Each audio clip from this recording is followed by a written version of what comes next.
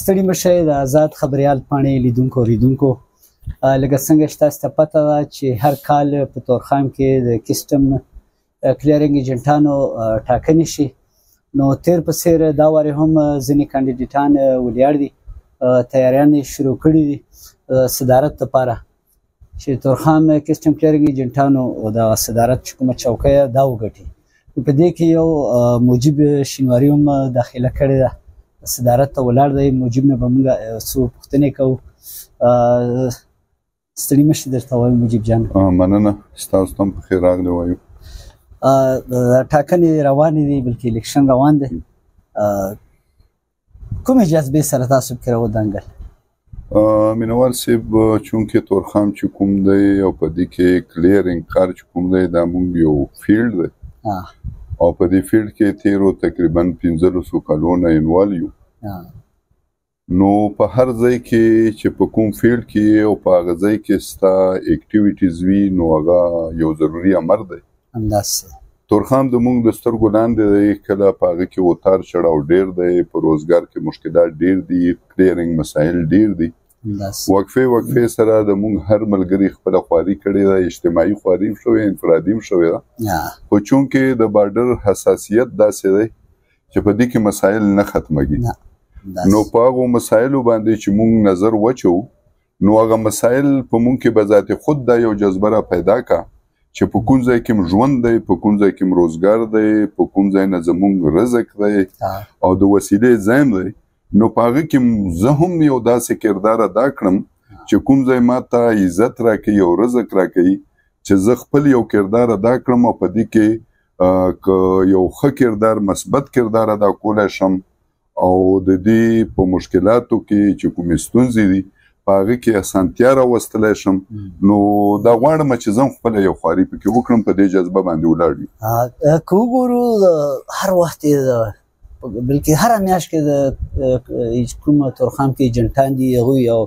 مطالبه د احتجاج په سر یا درنه روانه کړي. آیا اوسه پورې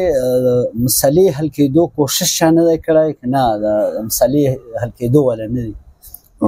څنګه ما مخکې ورته ووایي چې کوششونه شوي دي، انفرادي هم شوي، اجتماعي هم شوي دي، خو دا مسایل مختلف شکلونو کې وي. کله ټیکنیکل مسایل وي، کله چونکې د زموږ د بارډر حساسیت ته هغه مسایل راشي، کله ډومیسټک پرابلم راشي، کله انټرنیشنل پرابلم راشي. نو ایشوز دی وجې نه هر وخت وي. دې دپاره یو جامعه پروګرام پکار دی چې هغه جامعه پروګرام کې زموږ د تورخم څومره د کاروبار سره وابسته خلک دي او دا په یو پیج جمع شي او دې دپاره چې څومره سټیک هولډرز دي، لکه ټورنمنټ سټیک هولډرز به زه دا وایم چې هغه موږ د اف بي آر د چې یو غټ ډپارټمنټس دی او هغو ته ریونیو جمع کوي، بیا داسې موږ د کسټم ډپارټمنټ دی چې هغو سره په دې باندې یو داسې تفصیلي میټینګ نه بلکې میټینګز وشي او چې څومره مسایل دي هغو له د یو فایل شکل ورکړلی شي او یو مسله هغو سره په تفصیل سره ډسکس شي او هغو دپاره یو داسې طریقه کار جوړ شي چې دا روزانه مسایل نه وي بلکې وقفې سره که چېرته ټیکنیکل پرابلم راشي یا ځینې ساروز کې چینج راشي نو هغه بیا هغه موقع باندې ډسکس شي. کنې چې کومې دا زړې مسایل روان دي او هر وخت مختلفو شکلونو کې دي چې په دې باندې جامعه خبرې وشي، د څومره زموږ تورخم ذمهوار خلک دي هغه پکې انوال شي او دې دپاره یو مستقل لایحه عمل جوړ شي، نو هلته به دا مسلې راغونډېږي. خو موږ چې ځینې ایجنټانو سره خبرې وکړې، تورخم کې ځینې کسانو سره خبرې وکړې چې هر یو کوم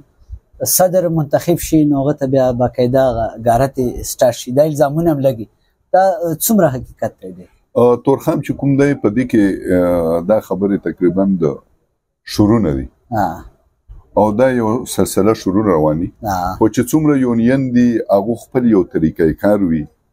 د فنډینګ دپاره څه طریقه کار اختیاروي دي څه شي. غارت چې کوم دی دا یو ایلیګل سټیپ دی چې په دې کې کله هم کاروباري طبقه یا کلیرینګ ایجنټ چې کوم دی ډایرکټ نشي انوالو کېدی. د غارتونو شکل چې کوم دی دا د پولیټیکلي دور یو شکل و چې پروت و، اوس موجوده وخت کې زه دا ویلی شم چې د غارت هغه شکل وران دی خو که چېرته هم دا ورکړه دکړه کېږي داسې الزامونه لري چې کسټم افسرانو لخوا نه ورته کسټم افسران چې کوم دي زه به درته وایم چې کسټم یو ذمہوار ډپارټمنټ دی او د هغو خپل ډومین معلوم دی چې د هغو کلیرنس حد پورې کار دی هغو جی ډي سره کار دی هغو اپریزمنټ سره کار دی هغو هغه کار دی چې دوی مطلب دی چې ریونیو او جی ډي او ټیکس سره کار وي هغو دې شو سره ځکه کار نشته دی یا په داس شو کې ځکه نشي انوال کېدی چې هغو خپل یو ډومین دی هغو ایلیګل اکټیویټیز په بارډر نشته نو چې چا ایلیګل اکټیویټیز په بارډر نه وي نو هغه کله هم ایلیګل ورکړه نشي کولی که تاسو چېرته دا چوکۍ میلاو شوه صدارت څومره حده پورې به کوشش وکړئ د مسلې حل کېدو په مسایلو باندې پوه یم چې کوم مشکلات دي ځکه چې به حیثیت کلیرنګ ایجنټ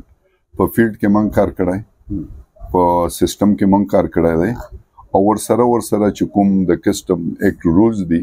تقریبا زه به دا نه وایم چې پوره خو څه حده پورې هغه مطالعه هم موږ شته نو هغه دپاره داسې یو لایعمل موږ سره شته چې موږ د کسټم ډپارټمنټ سره خپل مسایل په خپله طریقه